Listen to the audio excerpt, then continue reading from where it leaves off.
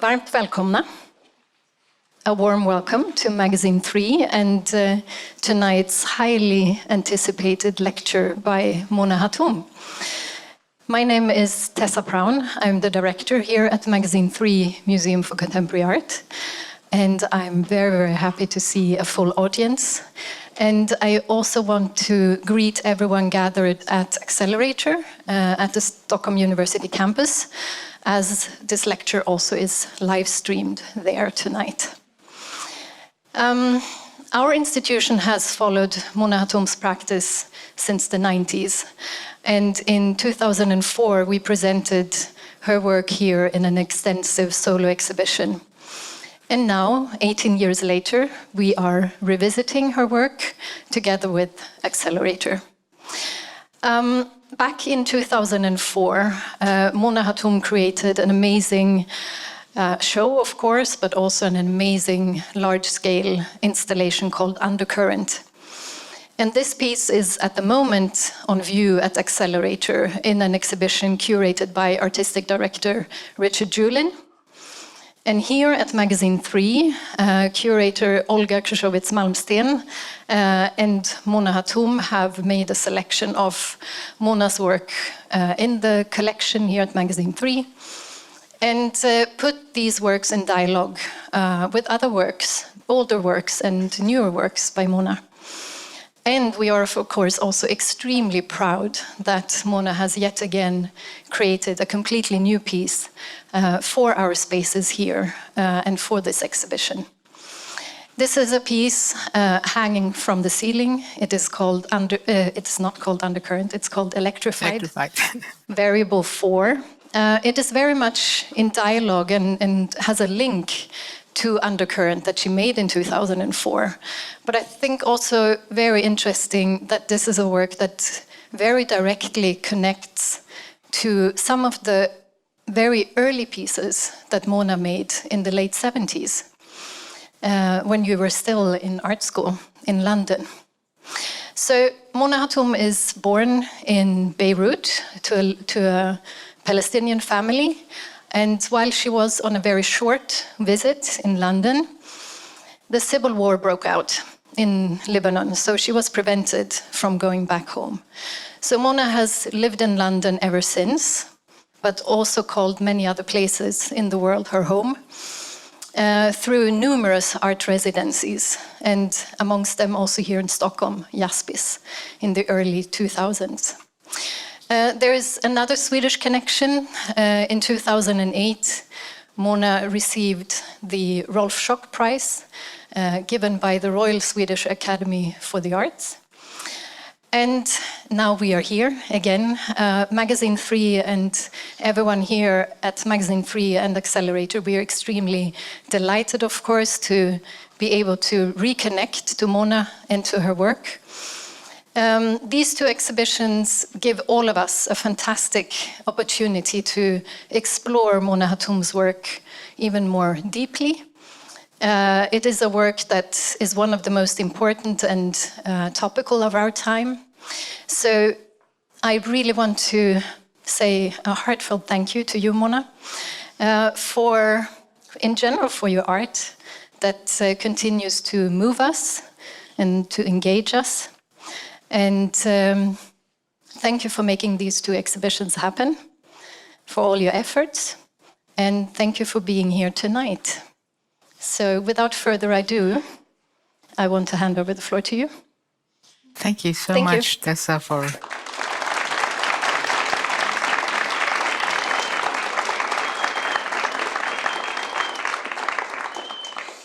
Okay, I'd like to start by saying I'm so happy to be here, because I have had a long and happy relationship with this city. And as you know, I was supposed to come here in February. I couldn't because there were a surge in the dreaded virus, and we had to cancel the opening. And then I was supposed to come here earlier this month, and I wasn't able to again. So finally I'm here, so I'm really ecstatic. So the first time I came to Stockholm was, as Tessa mentioned, was actually when I participated in 1998 in the exhibition Wounds. I don't think she mentioned it, but anyway, that was my first experience of coming to Stockholm. It was actually in the thick of winter, so it was very cold and it was difficult for me.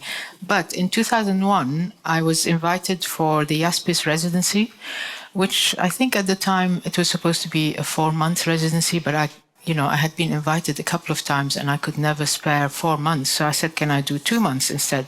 And they said, yes, fine. But I had such a great time that I asked if I could do another 2 months the following summer. So I actually had 2 glorious summers, and it was like the weather was extremely wonderful. And also having a really nice, quiet and concentrated time working in the city. Then then I first met Richard Julin at that time and David Neumann, who has been a great supporter of my work, acquiring several of my pieces for the Magasin III collection since the mid-90s, I think. And in 2004, as Tessa mentioned, I got I actually had a substantial exhibition of my work here. It was actually a touring show that started in Hamburg and traveled to Bonn and then came here. But also I was commissioned to do a new piece for the show, which is the one that is at Accelerator at the moment. And in 2008, I received the prestigious Rolf Schock Prize, which is the last time I was here.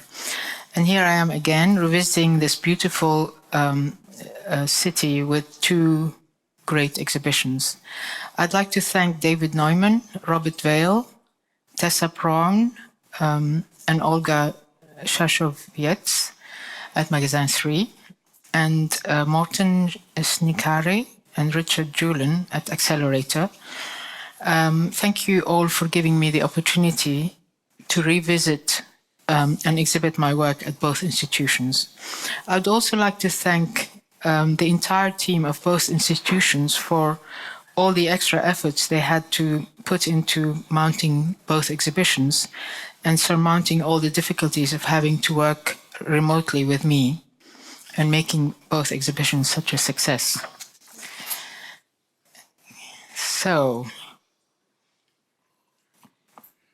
we go to the work now, and I always find it quite difficult to talk about my work because over the last 40 or so years, I have experimented with so many different ways of working, different materials, and different approaches to making art. So to start with, I worked mostly in the area of performance and video for most of the 80s, and the work at the time was quite confrontational and touched on social and political issues. I usually start by showing an example of an early performance video like Roadworks, for instance. But in this case, just behind me, we have the work called Performance Documents, which gathers together photographs, sketches, descriptions, and video documentation of some of the live works created during the 80s.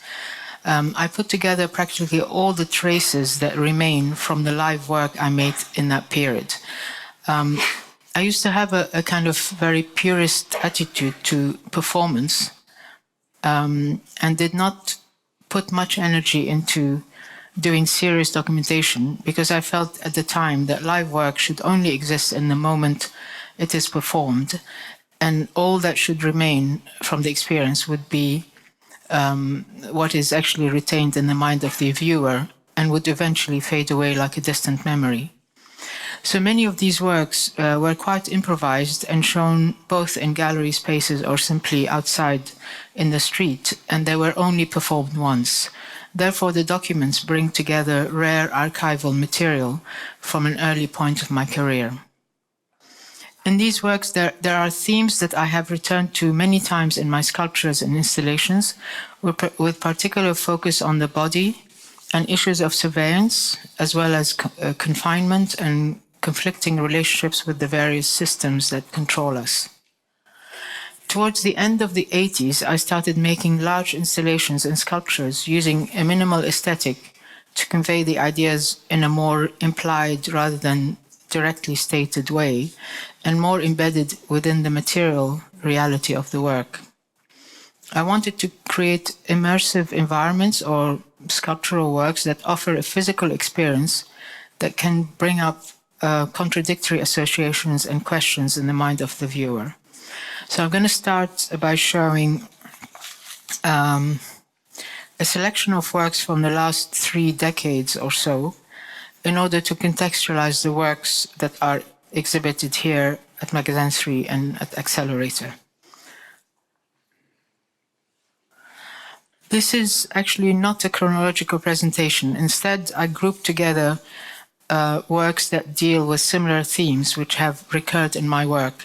In fact, there is a kind of circularity in my work in the sense that I have a tendency to regularly revisit certain themes, albeit using a wide variety of materials and different methods, and even different scales.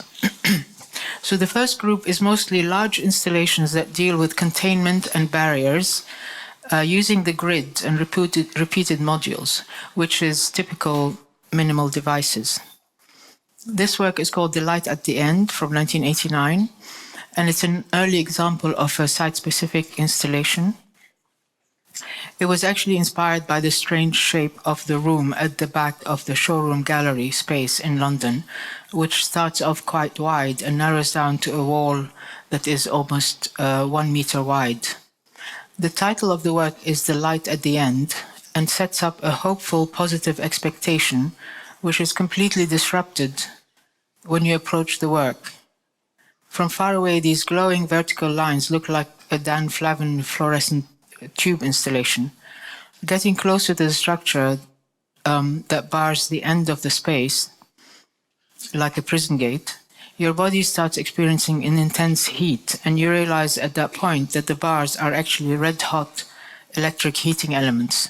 So it becomes something dangerous that brings up images of imprisonment and torture and pain. But for me, there is something very tempting and seductive about it. It's like everybody likes to play with fire. So it sets up conflicting emotions in the viewer of attraction and repulsion, fear and fascination. And all the dimensions of this installation are worked out in relation to the body. So the distance between the bars is exactly the width of the human skull, and the space underneath is just the depth of a chest. So to tempt you to try and get in or out, I suppose. Light Sentence. The title here is a play on words, as in prison sentence, but it's a light one. These are wire mesh lockers above human height. On the one hand, they look like animal cages. For me, the structure also looks like an architectural model of a city, lined with the kind of uniform, functional, and box-like architecture which is typical of social housing. In England, we call them council housing. In Paris, funnily enough, they refer to them as cage à lapin, which is rabbits' cages. In the middle of the structure, there's a single naked household light bulb that rises and falls very slowly, making the shadows of the wire mesh lockers continuously move. So it creates a very unsettling feeling. When you enter the space, you feel like the whole room is swaying and the ground is shifting under your feet. This is an environment in constant flux. There's a sense of instability and restlessness in the space. Now the next work, Quarters, from 1996, is one of the works in the exhibition here because it actually is in the Magasin III collection. I called it Quarters because it suggests official or institutional lodgings like army quarters or prison quarters. There's also an architectural dimension to this work because each unit has 5 bunk beds that look more like shelves or racks. It gives you the sense of people living in layers above one another in urban environments. Again, an environment where uniformity and regimentation are predominant. In a lot of these works, There's a fascination with the grid, an ordered and rational reality, but it's pushed to such an extreme that it becomes dehumanizing. Current Disturbance, from the same year. This work was created during a residency at Cap Street Project in San Francisco. It's about 3 meters high by 5 meters across.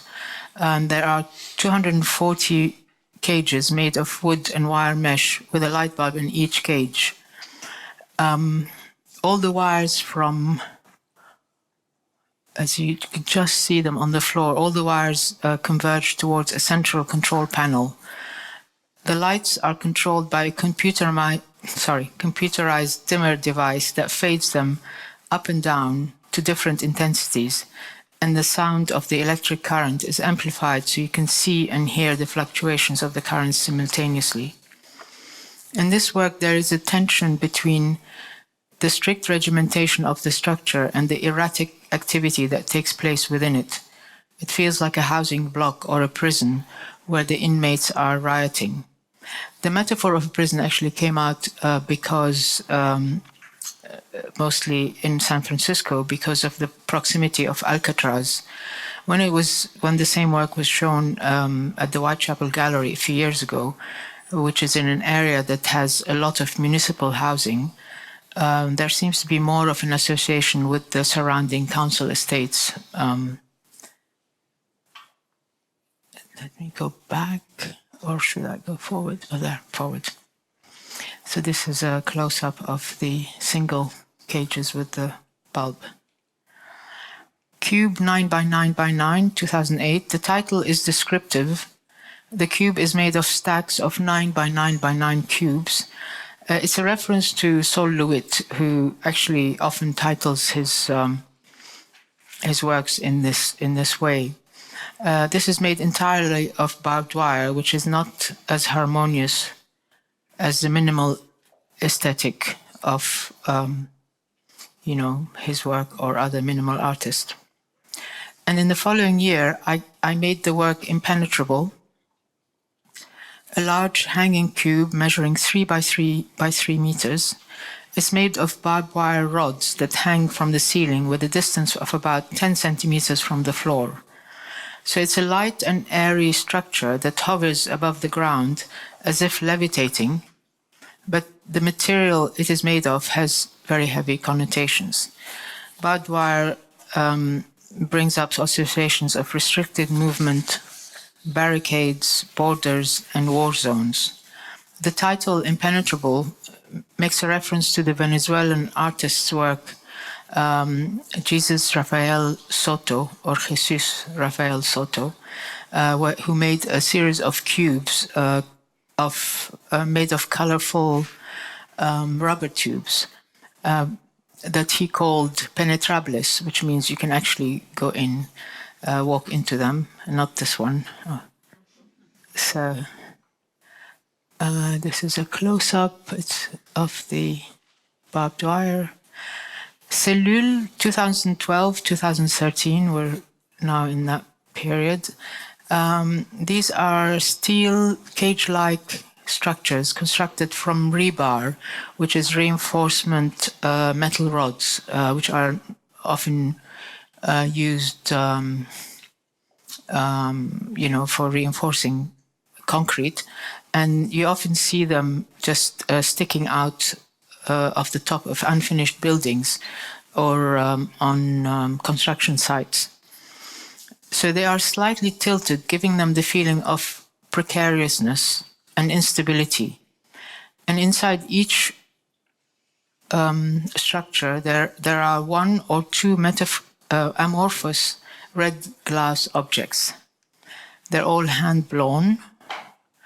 The shapes are ambiguous, as if some strange creature or unspecific body part has been trapped inside each cage, and they look like they are trying to push their way out of their confinement. The next group of works directly referencing the body, either using the body as subject or the body as material. This is a work called Corps étranger, which means foreign body, which I made in 1994 as a commission by the Centre Pompidou. This work actually originates from the first series of performance I was making in the early 80s, when I was very much dealing with the issue of surveillance in my work. Actually, there's a video example here of a piece I made very early on called "Don't Smile, You're on Camera."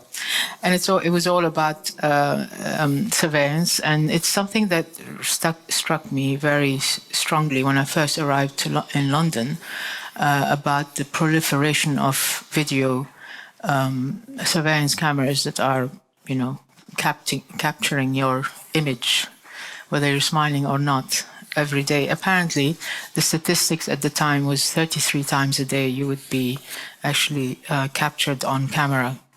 And that was way before 9/11 or anything. London was supposed to be the highest, one with the highest number of surveillance cameras.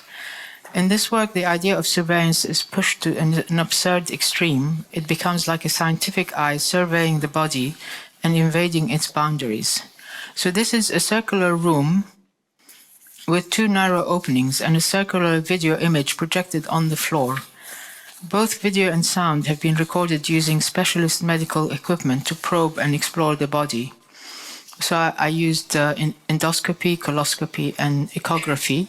Echography is the recording of the echo of the heartbeat. So there's one sweeping, continuous shot of the surface of the body, shot in extreme close-up, surveying it in a claustrophobic way, threatening to invade its boundaries, and eventually it penetrates inside the body through various orifices into the stomach, intestines, and vagina. I wanted to give the feeling that, on the one hand, the body becomes vulnerable to this scientific eye, an invasive device, probing it, turning it inside out, objectifying it. On the other hand, when you're inside the structure, in places you feel like you are on the edge of an abyss that could swallow you up.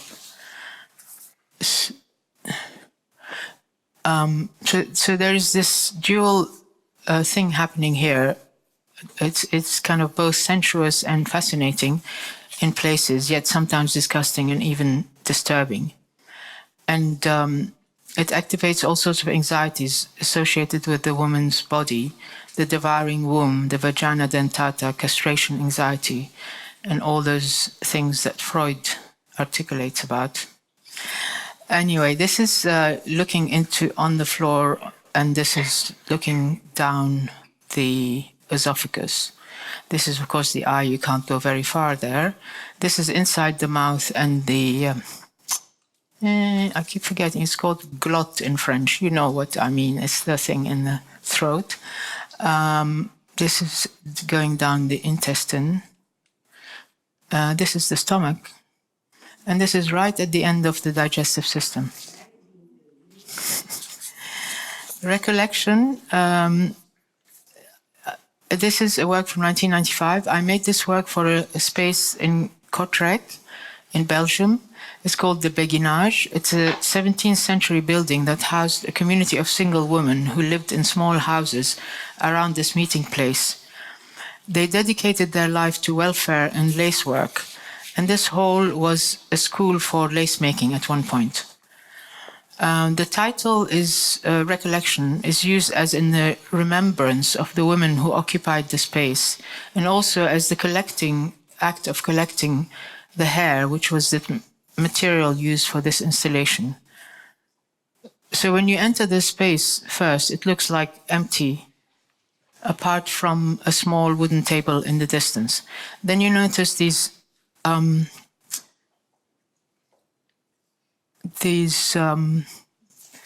hairballs on the floor and the windowsills. They look like dust balls that have gathered in this disused place. As you walk in, trying to avoid crushing the hairballs, you feel something. I don't seem to have that image. Anyway, as you walk in, trying to, not to walk onto and crush those hairballs, you feel something brushing against your face. From the beams in the ceiling, I had hung single strands of hairs tied together to make a length of 2 meters. So they reach the shoulder height of the person who walks in. And they were about 15 centimeters apart, which is the width of the human skull. So there was no way of walking through without encountering some of these things brushing on your face. And when you get to the table, at the back of the space, you find a small, roughly made loom with a piece of weaving, also made with hair. I had been collecting my own hair for a period of 6 years as it came off my head every time I washed it in the bath and on hairbrushes, etc., and rolling it between my hands to make these hairballs without any specific, aim in mind for them. So I collected them in shoeboxes under my bed till I came across this space, and I decided this was the perfect space to use for. This happens quite often, that things just happen for a long period before they see the light, if you like. Hair necklace, 1995, again using hair and hairballs. This work was created for the exhibition called Shopping that took place in shops around the CAPC Museum in Bordeaux. I had said if I could, I'd been invited to participate, and I said I would participate in this exhibition if I could use an actual Cartier bust, which is their signature, and an actual Cartier window to display the bust. So this work is playing with notions of the sacred and the profane. You would expect a gold or other precious materials in a high-end jewelry shop like this one. Instead, you get this base abject material used as decoration.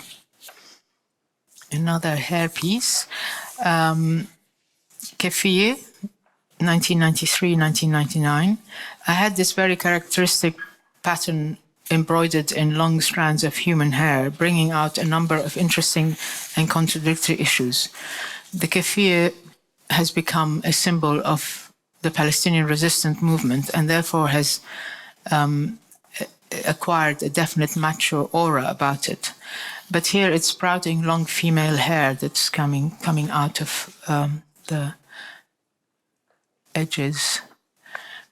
Also, a scarf worn by women is normally used to cover hair, which is a symbol of unrestrained sexuality in certain cultures. Here, the hair seems to have broken through the restraining barrier. So the next group of works is works dealing with home as the site of the uncanny and the familiar turning unfamiliar, as again in the Freudian concept of the uncanny, which is unheimlich in German, which is when the perfectly familiar turns unfamiliar or even threatening because it has become associated with some kind of trauma. Some of these works are based on furniture and household objects. In most cases, these everyday objects are transformed in such a way that they become either useless, strange, or even threatening, as if they are revealing an undercurrent of hostility or danger. And hopefully they make us question our assumptions and expectations of the world around us. So this is one of the very early ones called Incommunicado from 1993. This is a child's hospital bed, and I called it an assisted ready-made, to use Duchampian terminology. It had been left to the bare metal. It's cold and harsh, with the metal bars turning it more into a confining structure than a protective one. And instead of having a solid base for the mattress, there are thin wires stretched across the frame, reminding you of cheese wire or an egg slicer. So there's an immediate connection with some kind of child abuse here. But as often is the case, there is an ambivalence about it. You can view this work from the point of view of the victim or that of the abuser, depending on your own personal experience. And okay, Silence, another child's bed, this time made of laboratory glass tube. It's like a circulation system with nothing circulating inside. The center is empty. It looks like a skeleton of a bed or even a ghost image. I called it Silence because it feels like you cannot even breathe in its presence. It's so fragile it could collapse. So it evokes the fragility of the body. Marrow. This one is cast in a brownish translucent rubber. I called it marrow as in bone marrow, but without the bone structure to support it. It just slumps on the floor like a collapsed body. Untitled Wheelchair. I made 2 versions of this work, and in both cases it's a wheelchair where the handles have turned into knives. This work speaks of a complex power relationship between the person using the chair and needing to rely on someone to wheel them around, and at the same time resenting that dependence.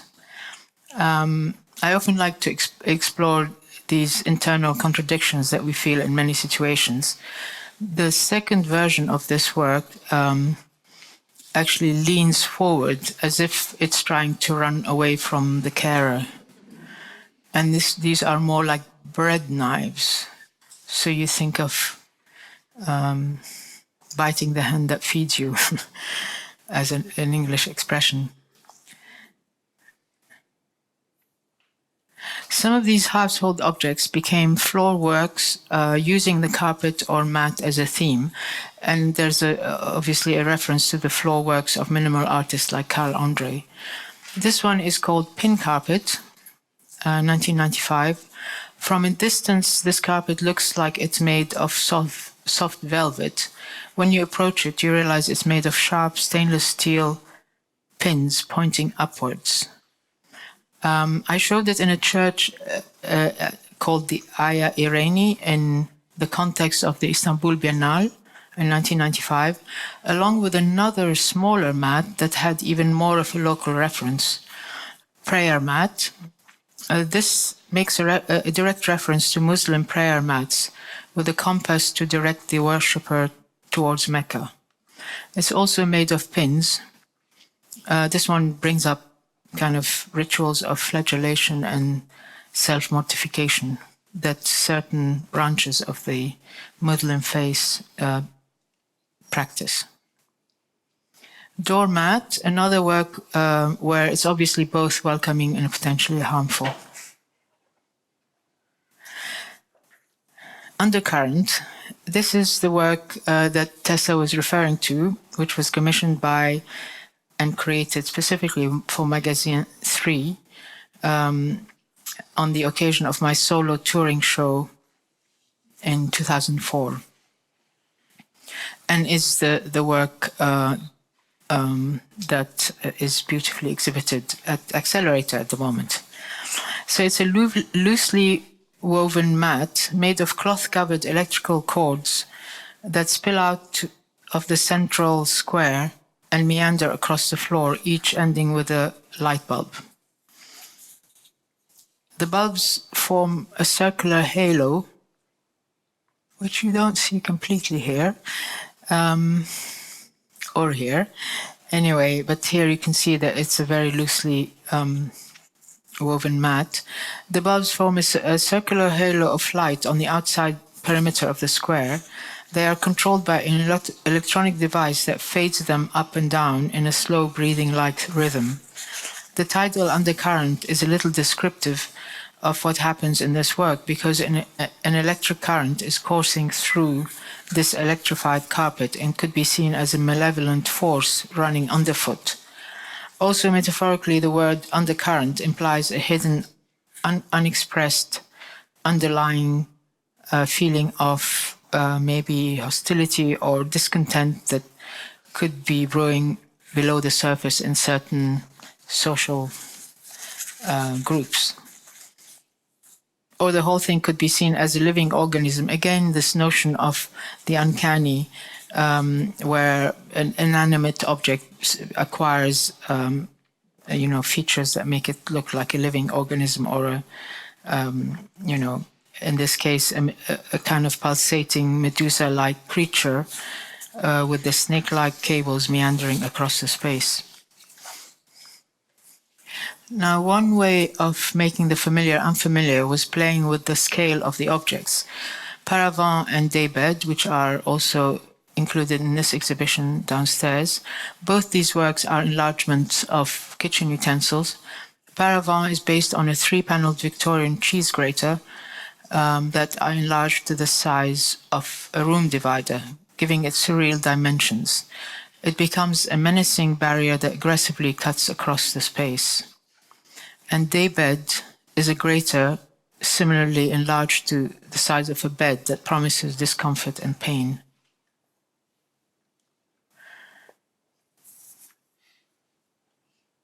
Oh, I was expecting another work here. Let me see. Oh, yeah. So, Electrified Variable, which is, again, the work that Tessa referred to as a commission by Magasin III, and this is the most recent work in this presentation downstairs. And also,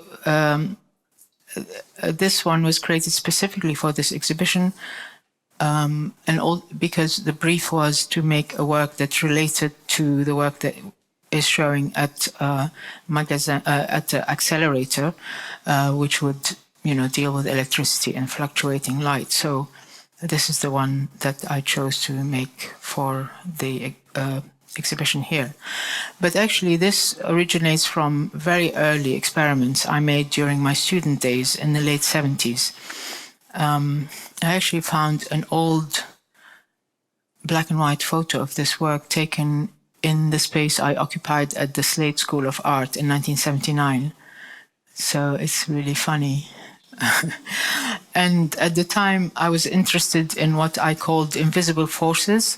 I often used magnetism or electricity to demonstrate that life forces animate even the most inert or solid objects and materials. So I strung together metal objects and hung them from the ceiling. And it took me about almost 20 years before I revisited these ideas of using household objects with an electric current running through them to illuminate light bulbs, like in the works Home and Homebound. And incidentally, Home is at the moment is in the collection of Moderna Museet and is at the moment on display, so could be visited, I suppose. And this one is called Homebound, which is a larger version. Home was one table with kitchen utensils, and this one is a much larger version with using a collection of kitchen utensils, but also metal domestic furniture. They are connected together with electric wires that run to light bulbs controlled by a dimmer device that fluctuates the current, making the bulbs flicker and fade up and down. Also here, the sound of the electric current is amplified. It's a kind of crackling and buzzing sound which goes up and down with the fluctuation of the current and adds a sense of threat. All the objects here are live, they're electrified, and the whole thing is barricaded behind a fence of stretched wires, creating a caged-in environment. It's very funny because people approaching this and hearing the buzzing electricity used to think that also that fence is electrified, and they would go like this, not wanting to touch it, but it wasn't, of course. I mean, I made it to look where the cables disappeared within the wall, so you couldn't see the source of where they come from. Anyway, these are some of my tricks. So as I said, they're all electrified, and it's like I often like to introduce a physical or psychological disturbance to contradict your expectations. It speaks more of domestic entrapment, especially for women, or domestic violence. But this is an an unwholesome home environment fraught with a sense of threat and danger, and you don't know whether the inhabitants have been driven out of their home or kept away for their own protection. The title Homebound is intentionally ambiguous. I actually like to play on words with the titles very often, referring either to the journey home or the confinement of domesticity or domestic entrapment or even being under house arrest. The notion of a barricaded home could also be seen as a reference to a denied homeland, if you want to stretch it that far. Anyway, so this is, all right. Misbah is another household item that has kind of turned into a weird object. Misbah in Arabic means a lantern. I had this work made in Cairo by a lantern maker. Again, I was on a residency there and I was working with local craftspeople. So it rotates and projects moving lights in the form of silhouettes of soldiers on the surrounding walls. There's a playful side to it, of course, because it's like a child's magic lantern, but the silhouettes of marching soldiers give it a more sinister reading. And the movement, actually, of the shadows is both fascinating, but also induces vertigo in the viewer. Another recurring theme in my work is that of cartography and mapping. The very first work I made, which depicted a map, was present tense. This is a work which I made in Jerusalem, where I spent a whole month doing, again, a residency to create work for this gallery called Gallery Anadil in East Jerusalem. And I created a number of works which inevitably reflected on aspects of the situation there. We're talking 1996 now, very early on. This work was made of 2,200 squares of olive oil soap from Nablus, which is a city north of Jerusalem. I used little red glass beads, which I pressed into the surface of the soap bars to draw the map of the Oslo Peace Agreement of 1993 between Israel and the Palestinians. So what you're looking at here is like maybe 1/6 of the area, and it shows the contours of the areas that were meant to be handed back to the Palestinian authorities. But it looks fragmented into little islands with no continuity and territorial integrity amongst them. This is obviously a map that is more about dividing and controlling the area.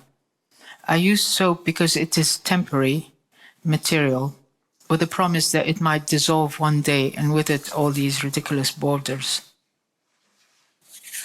And generally speaking, maps give the illusion of a stable, measurable space. And these works are more about mappings of a precarious space with unstable boundaries and a shaky geography. This work, which I made 2 years after present tense, is called simply Map, and was first made in 1998. But here it's shown at a fantastic space called Casino Luxembourg. This map is made with transparent glass marbles, which are not fixed to the floor, so they roll around as you walk around. It's a very vulnerable and unstable map, as people walking across the floor can shift parts of it and threaten to destroy it. At the same time, it makes the floor surface quite precarious for the viewer, as you can easily slip and fall. So there is this double edge of fragility and danger in this work as well. This is a very close-up of the... The next one is called Hotspot. This was made in 2006. Here the world is delineated with delicate neon that looks fragile, but it buzzes with a dangerous energy. The neon is mounted on a globe made of stainless steel rods. It tilts at the same angle as the earth and looks like a cage that is about to roll. The idea behind this work for me was that hotspots or spots of conflict these days are not limited to a certain area of disputed borders, but it feels like the whole world is caught up in conflict and unrest. Of course, it can also be interpreted as a reference of global warming, an issue to be taken very seriously these days. Interior Landscape, 2008. This work was created during a residency in 2008 in Amman, Jordan, a city which has a predominantly Palestinian population. Here, the contours of the historical map of Palestine appears on the various objects in the installation. So on the pillow, you have the outline of the map that has been embroidered with human hair. I hope you can actually see it. The wire hanger hanging from the, wall hanging, looks like it has been pulled into a shape that resembles the same map. And what looks like a bag hanging beside it is actually a sliced up printed map of the Palestinian territories with the original names of the villages in Arabic. And finally, on the bedside table, there's a takeaway food tray with the grease stains outlined in ink. And to me, this drawing looks a bit like another kind of fragmented map, which is a bit reminiscent of how the occupied territories look at present. Now, a few works that don't fit into any of these categories, but I'll just run through them quickly. Plus and Minus, 1994, 2004. This work has a very long history again, because it is another work which originates from student work in the 70s. I made the same mechanism. This is a 4 by 4 meter large expanse of sand, but the original one was only a 30 centimeter small box of sand, and I called it, with the same mechanism, and I called it self-erasing drawing. So this is called Plus and Minus, and it's kinetic work with a motor-driven arm rotating at a slow speed. One side of the arm draws lines in the sand, and the other side erases them simultaneously. This can be seen as a representation of the cycle of opposites existing side by side. So positive, negative, making and unmaking, building and destroying in a continuous cycle. Naturmort of Grenade, Naturmort au Grenade, 2006-2007. This work is, of course, in the collection of the Magasin III and is also shown downstairs. It's a group of small, colorful, and very seductive crystal shapes placed on a steel trolley. When you look closely, you realize that they resemble hand grenades. And I can show you a close-up of how beautiful they are. The next work is Worry Beads, 2009. Again here, playing with the scale of an object, I enlarge a rosary and cast the beads in metal so that they end up looking like cannonballs. And the end bit, which I enlarged very faithfully from the original thing, looks like a cannon itself. It's quite uncanny. Bunker, 2011.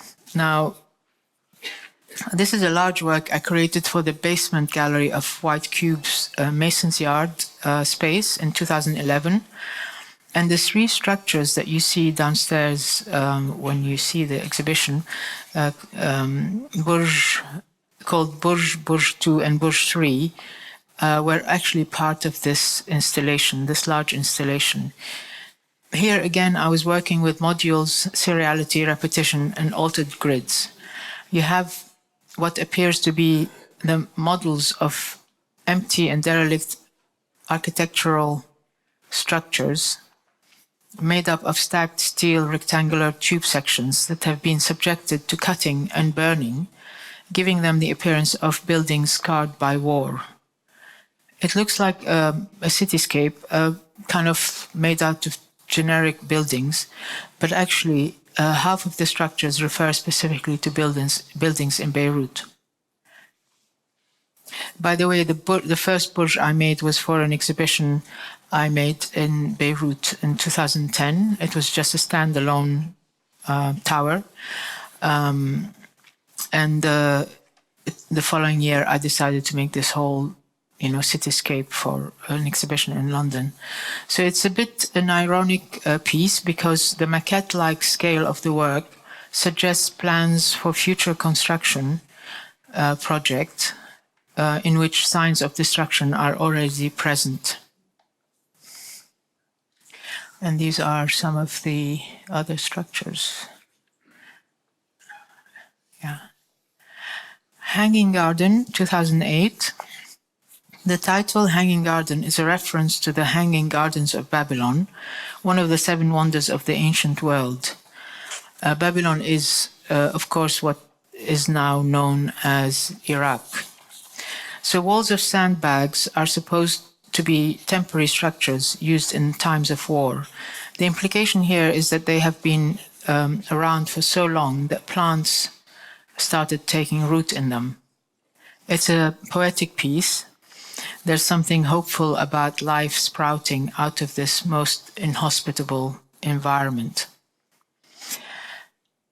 Now I'm going to show a short video, 5, maybe 6 minutes, which documents an exhibition in London I made in 2019, just before the pandemic hit us all.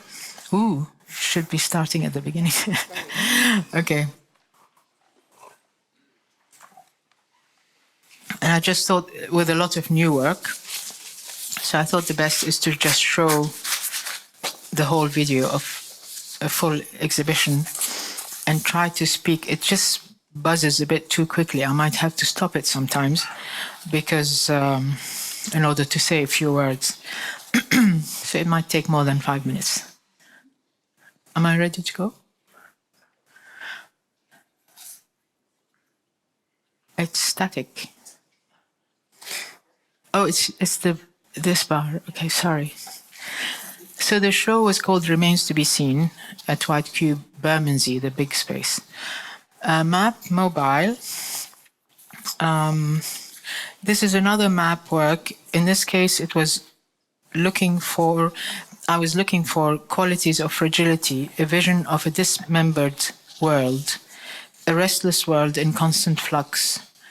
There is a threat of a possible disaster as the glass panels swing towards each other and could shatter to pieces. Remains to be Seen, which is what the title of the exhibition was based on this work. This work looks like the skeleton of a destroyed multi-story building that is left hanging by a thread. There actually is hanging by rebar. It's both heavy and light. There's a feeling of precariousness, and the fact that the broken fragments with jagged edges are nevertheless lined up in a grid formation and contained within the formal geometry of the cube gives it the feeling of order created out of the chaos of destruction. What you see in the distance on the left behind it is a work called Orbital. And it's a globe, which is this one in the foreground now, made of reinforcement steel bars again, which are punctuated by clumps of concrete, suggesting a world in a permanent state of destruction. But for me, the concrete blobs also look like orbiting planets, which is why I gave it the title Orbital. I like to sometimes elevate things into other, a bit more positive kind of. And now the one that you see through again, the brick building, the brick thing. This is called a pile of bricks, as you can see on there. Also, it uses building materials. I chose these bricks because they have many holes. that look like windows in a large apartment block or office block. The stack of bricks is actually partially gouged, as if the facade has caved in from receiving a direct hit or collapsed because of structural failure, as you frequently see in shoddily built factories in places like India or Bangladesh.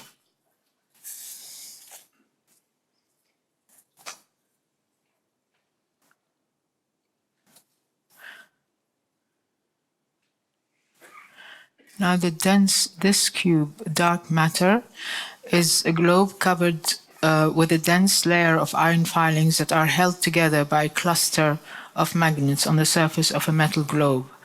The natural push and pull of the magnets creates this undulating pattern that suggests the coils of intestines or a brain. Likewise, a similar surface pattern covers the form of inside out, slightly smaller in scale and cast in bronze. This is a pattern that has become very recurring in my work, whether it's drawings or various things. Remains of the Day. It was a project first conceived for the 10th Hiroshima Art Prize exhibition in 2017. It looks like a domestic environment which has been hit by a sudden disaster. The charred remains of the furniture, held together by the wire mesh, create ghost-like remains that look precarious and about to collapse. In the context of Hiroshima, of course, these remains were meant to remind us of the devastation of the atomic bomb, but the scene seems universal enough to represent the aftermath of war, violence, or ecological disasters taking place anywhere in the world today, as we know. And this is a single cabinet that sort of is higher than human height.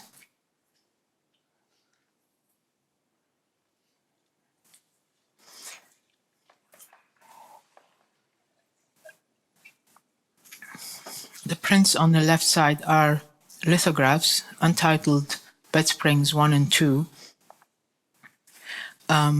which you can also see in this exhibition. These are lithographic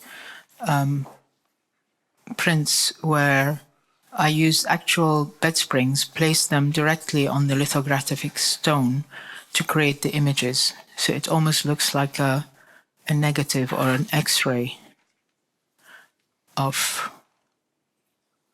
the bed springs. Quarters. This is a larger version of quarters with 12 units instead of 4.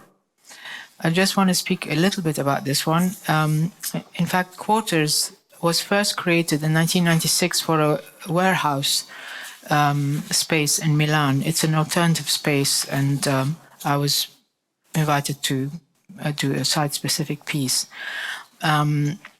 And at the time it had 12 units. It was at Via Farini.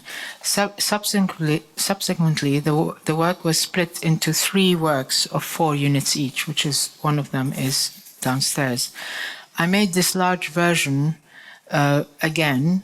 I decided to reconstruct the large version 5 years ago for an exhibition in Leipzig where the space was ideal for it. So I decided to reconstruct it because in many ways that was for me the most satisfying display of these kind of housing projects, if you like.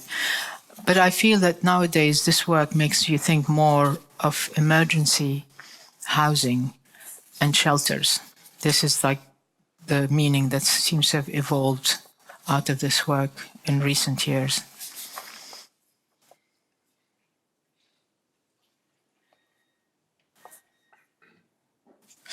And this is the final room at White Cube. And in this room, there is a smaller version of the work Hotspot from 2006.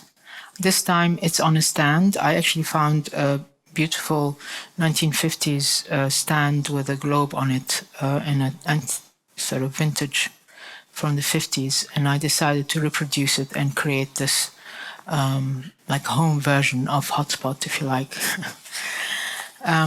So the rest of the work in this space is more intimate and makes reference to the body. Cells, again here, like cellule, which I showed earlier, with the standing structures that look more like buildings that are about to topple. Here again we have hand-blown glass shapes reminiscent of body organs in cages. The title on the plays on different meanings of cell, suggesting confinement, isolation, or cells as biological units. There are quite a few works on paper here. Something I do a lot of. That one was called, those drawings were called stain, and they look like blood stains. And this one is hair mesh. It's a diaphanous mesh woven out of hair and moves with the air currents. This is using an organic material and imposing a rigid grid order on it, creating a tension between the organic and geometric. And the funny thing is, I started making these hair grids in small squares using a loom that I used to work with as a child. And it's a square piece of wood with kind of nails coming out of it, and you just do the weaving with it. Anyway, I started making them here at Jaspis in my first residency because of the brilliant light, and they're just 10 by 10 centimeters, and then eventually they evolved into these big curtain-like diaphanous fabrics that move with all the currents as you walk through. They're very kind of nebulous.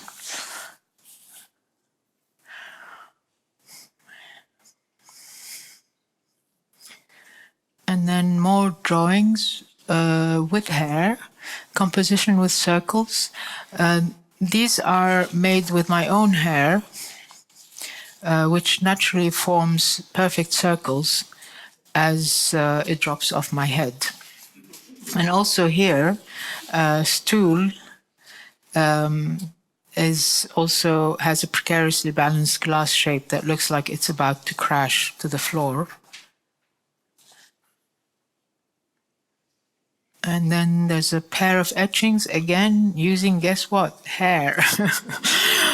This is two etchings called Here and There, and which are created using the hair actually placed directly onto the plate. And the final object is nail necklace, a follow-up from hair necklace from a long time ago, I can't even remember when. Again, bodily discards used as decoration, which can make some people cringe. And a detail of it. And finally, some prints with various patterns of chain link fence, which has become a bit of an obsession for me. Beautiful pattern, touche it's called. And this is it. Et voilà.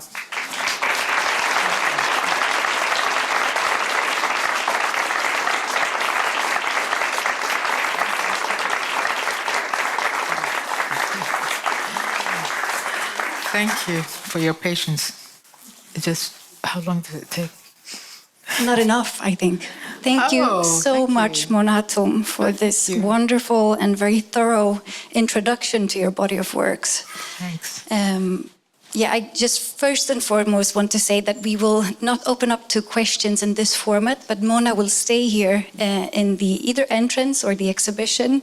So if anyone has questions, don't be shy. Please come up and ask. My name is Olga Krzysztofiec-Malmsten, and I'm the curator of this particular exhibition, Mona Hatoum Revisit. I work at Magasin III, and I've had the great privilege and the pleasure and the honor to work together with Mona Hatoum and her team. And we never got the chance to, in public, in person, say thank you at the opening because of I pandemic. couldn't come, yeah. So I just wanted to hijack this moment and say thank you. Thank you For very all much of your for work. everything. And yeah, it's been really a pleasure to work together with you on this exhibition.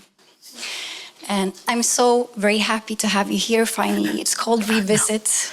The Revisit is so very present in many ways in the exhibition format as such, in many of the works, in part of your tendency to revisit as a working method, but also, in fact, having you here, listening to you, when you speak about these works and contextualizing the works that are in the exhibition. So we're so very happy to have you I'm here. very happy to have such a big audience as well. That's really nice. Thank you all for coming. Yeah. And I'm super short. I know that you came here for Mona. I just wanted to invite you to the exhibitions. They're open until 7. So please feel free to see the exhibitions again or come here for the first time and see them. And later on we will, or actually from now on, we invite you downstairs as well to Santa Salsa, our neighbor. It's a brewing company and a restaurant for a drink. So please join us there.